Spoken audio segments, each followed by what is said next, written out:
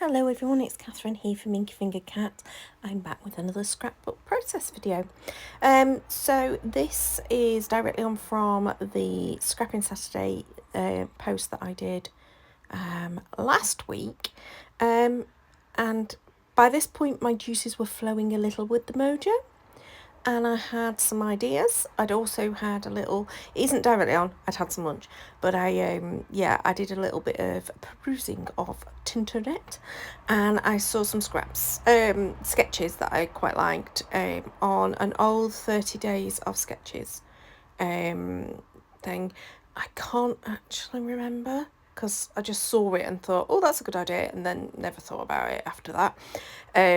And just made it up then. So I didn't really follow a sketch exactly, but the idea was inspired by someone else, and I'm really sorry I cannot now find which one it was. Oops. But the idea was to pop these little strips down the left and right hand side and then have my photo sort of like in the middle-ish. That was my plan. So after my lunch, I went and grabbed some pieces of paper and get started.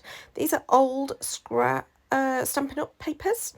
I have no memory of what the collection was called, and I have a few of the pieces left in my stash, and I just thought that they went with the photograph of my daughter in Paris.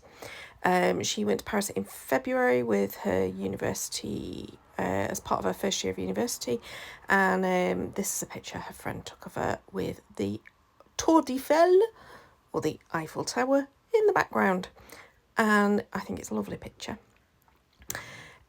So I just thought the colours kind of went, it's kind of a bit of a washed out colour type of thing, picture, because it was, it was February, it was cold, but they did at least have clear weather on this particular day. Didn't have lots of rain.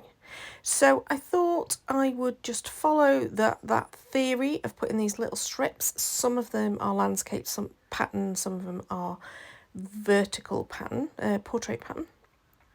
So it didn't really matter apart from the one with the text, which I don't know if you are the same, but I cannot do text upside down or the wrong way. It just upsets me. Then I'd grab these 49 Market rub-ons in the sage colour. It's not an exact colour match, but it's good enough and it works with both the cardstock that I'd chosen for the background, which is kind of like this very pale sand colour, and also the greens and the teals in the papers and the brown. I just thought it worked well with it. It didn't need to be an exact colour match.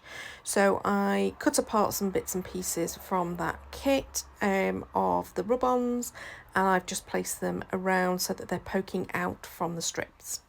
Now, when I adhered the strips, I had an idea in my mind. Again, this is not now inspired by the sketcher in any way, shape or form, but to actually use them as, to adhere them in some way with sewing. That was my plan. I decided I needed a few more of the rub-ons just over the tops of the papers. It just felt like they just looked to be weirdly disconnected otherwise, so I did a couple more on there.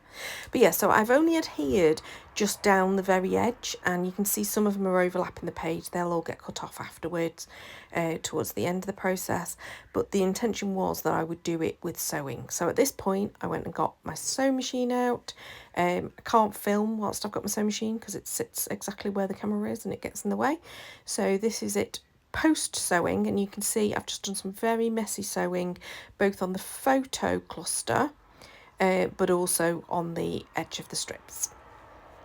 Okay, at this point I am starting to build up this central cluster, and I have an idea that I'm going to raise it up on foam, so I'm doing the cluster off the page so I don't accidentally stick it to the page. And I have chosen, again, 49 Market. This is the Birdsong collection, and I'm just, again, the colours seem to go quite well with this papers that I've chosen, so I am just grabbing a few bits and pieces, adding them in where I think that it works, and just building up this central cluster.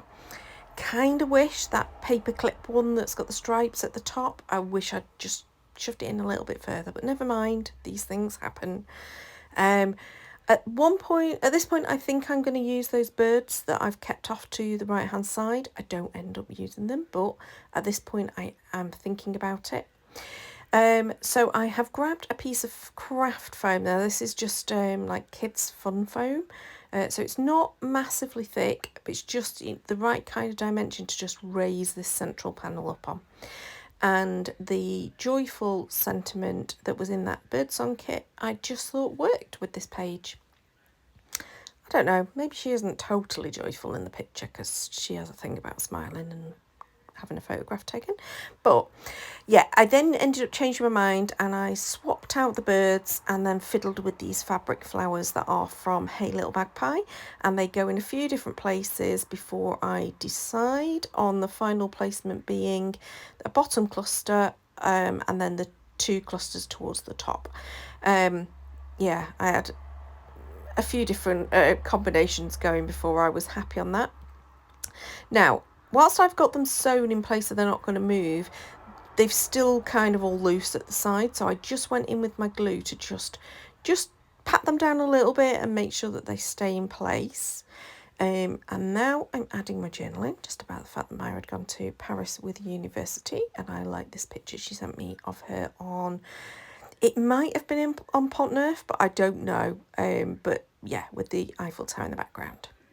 So you can see here I am just trimming off those extra pieces, and then I have just a few little like matte, satin matte type gold sequins, again left over I think from a Hey Little Magpie page kit, and I use all but one of them, just adding them around those sort of 3 clusters with little dots of glue, and that then is my page done. I am really happy with it. You can tell the colours just slightly changed out. The sun was just coming out as I took these pictures, so there's a little bit of a weird shadow on the page, but you can see what I've done there. I really enjoyed putting this page together though, and I am really sorry I can't find the original inspiration for those strips down the edge. I'm hopeful. If somebody knows which sketch it was and they can find it, can you please let me know in the comments below. Anyway, I hope you enjoyed this. Please do give me a thumbs up if you did. Subscribe to see more, and until next time, bye bye.